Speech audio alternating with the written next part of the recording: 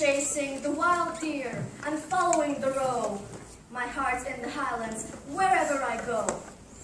Farewell to the highlands, farewell to the north, the birthplace of valor, the country of worth. Wherever I wander, wherever I rove, the hills of the highlands, forever I love. Farewell to the mountains high covered with snow. Farewell to the straths and green valleys below. Farewell to the forests and wild hanging woods. Farewell to the torrents and loud pouring floods. My heart's in the highlands, my heart is not here. My heart's in the highlands, chasing the deer. Chasing the wild deer and following the roe. My heart's in the highlands, wherever I go.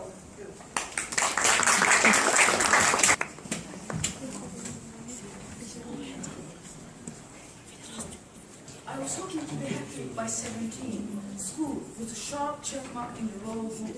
An obnoxious tuba playing at noon because our team was going to win at night. The teachers were too close to dying to understand. The hallway stand of poor grades and unwashed hair. Just a friend and I sat watching the world on Saturday. Neither of us talking much, just warming ourselves by hurling loud rocks at the dusty ground. I'm feeling off because San Francisco was a postcard on a bedroom wall. We wanted to go there, hitchhike up the last migrating birds, and be with people who knew more than 3 chords on a guitar. We didn't drink or smoke, but our hair was shoulder length, while when the wind picked up and shadows of this loneliness bridge cruised dirt. By bus or car, by the sway of train, we wanted over a long bridge, we wanted to get out. The years froze as we sat on the bank, our eyes full of the water, white but dark underneath, racing out of town. The hopeless sorrow. It were better than the cold reality, of waking life to him whose heart must be and has been still upon lovely earth. A chaos of deep passion from his birth. But should it be that dream eternally continue as dreams have thus been given? For folly still to hope for higher vision. For I rebelled when the sun was bright, in the summer sky, in dreams of living light, and loveliness had left my very heart in climes of my imagining. From my own home, with beings that have been, from my own soul, what more could I think? It was once, and only once, in wild hour. From my remembrance shall not have some power. Or spell had bound me, it was chill wind. Came over me in the night, and left me behind. Its image in my spirit, or the moon, shone my slumbers in whole afternoon. Too cold the other stars, too cold the other. Oh, that dream was as that night with us.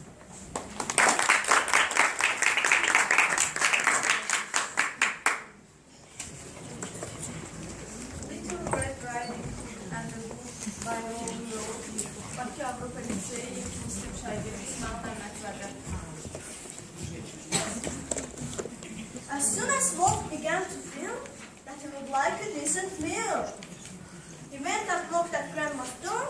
When Grandma opened it, she saw the sharp white teeth, the horrid grin, and Wolf wailed, "May I come in?" Poor Grandma was terrified. "He's going to eat me up," she cried. And she was absolutely right. He ate her up in one big bite. But Grandma was small and tough. And Wolf wailed, "That's not enough. I haven't yet begun to feel that I have had a decent meal." He ran around the kitchen yelping, "I've got to have another helping." Then he added with a frightful leer, "I'm therefore going to wait right here till Little Red Riding Hood comes home from walking in the wood." He quickly put on Grandma's clothes. Of course, he hadn't eaten those. He dressed himself in coat and hat. He put on shoes, and after that, he even brushed and curled his hair, and sat himself in Grandma's chair. In came little girl in red.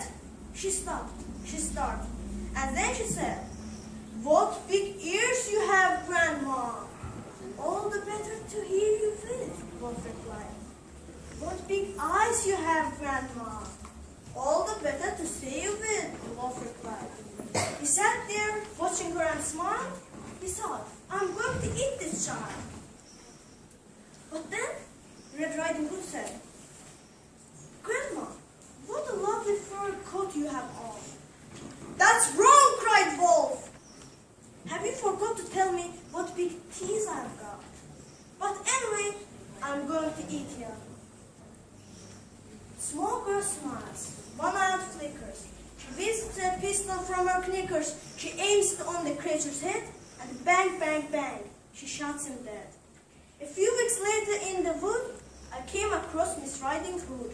But what a change! No cloak of red, no silly hood upon her head. She saw me and said, hello, and please note, my great, big, lovely wolfskin coat. If you can keep your head when all about you are losing there and blame it on you. If you can trust yourself when all men doubt you, which make the laws for the undoubted. If you can wait and not be tired by waiting or being lied about, don't even wait. Or being hated, don't give way to hating, and yet don't look too big. No, too wide. If you can dream and not make dreams your master, if you can sing and not make thoughts your aim, if you can meet with triumph and disaster and chase those stray impulses just the same, if you can bear to hear the truths you've spoken, twisted by knaves to make a trap for fools, or watch the things you gave your life to work and stoop and build them out with worn-out tools.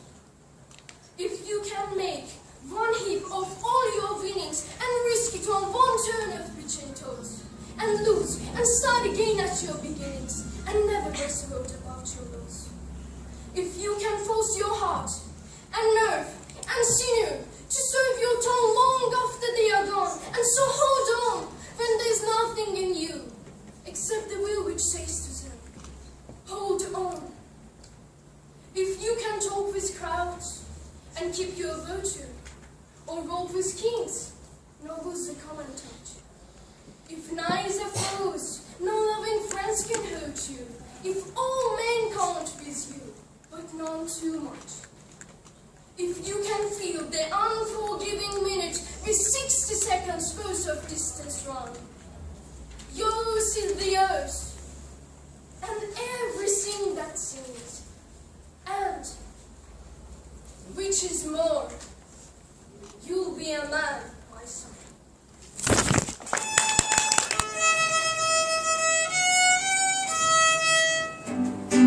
No one can it, whose name is Danny. The dress was a sunny, he's very, very funny.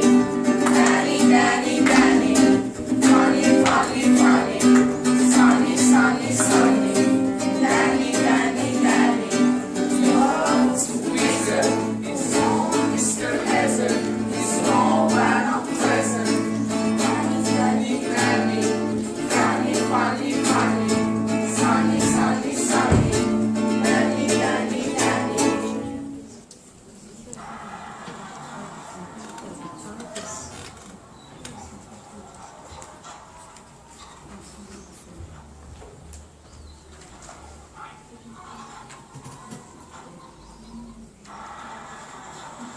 What are you doing with my pheasants? But they are not your pheasants, they are mine. Don't lie to me, man. I am the only person around here who has pheasants. They are on my land, they flew on my land and stay on my land belong to me. Don't you know the rules? You blood old bull-faced baboon. Hey, This sir, is Sergeant Somewheres, and he adds age to everyone. what's happening around here? I will tell you what's happening around here. These are my pheasants, and this guy has enticed them out of my wood onto his dirty filling station. Enticed? You said he enticed them? Of course he enticed them. That's very interesting accusation. Very interesting indeed, because I never heard that the man stole me 6 miles away. How do you think this enticing was performed, Mr. Razor? Don't ask me how he did it because I don't know, but he's done it all right. The proof is all around you. These are my pheasants, and they were out to be on my land getting ready for the shoot. Am I correct that today is your great shooting powder day? That's the whole point. If I don't get this bird quick shot back on my land, some very important people are going to be angry this morning. And I have you know, sir, one of my important guests is none other than your own boss, Chief Constable of County. You have to do something quick, unless you want to lose the 7 stripes. Oh, you're accusing this gentleman here of committing this act? Of course I am. I know that he did it. And do you have any evidence to support this accusation? The evidence is all around you. These are my pheasants. Are you blind or something? Surely you know how these pheasants come here. Surely I don't know how they came here. Then I should tell you because it is quite simple really. They all know that they were going to be shot today if they stood in your wood, Mr. Hazel. That's why they flew in here to wait until the shooting was over. Rubbish! It's not rubbish at all. They're extremely intelligent birds, pheasants. Is it so, Doctor? Well, they've got tremendous brain power, and they know exactly what's going on. It will undoubtedly be a great honor to be shot Chief Constable of the county, and even greater one to be eaten afterward by Lord Sissuswaite. You are scoundrels, both of you. Okay. Can we drive these birds back to your wood, Mr. Hazel? That was a step in the right direction. But how about you, William?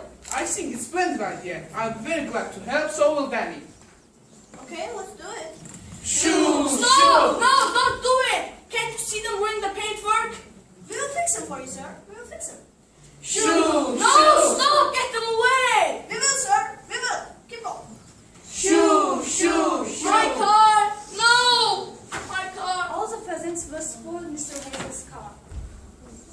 Right, Scott, just look at that. They've recovered the sleeping tails of one of at last. This is all for Danny. 3 times chip chip hooray for Danny. Chip chip hooray! Chip chip hooray! Chip chip hooray!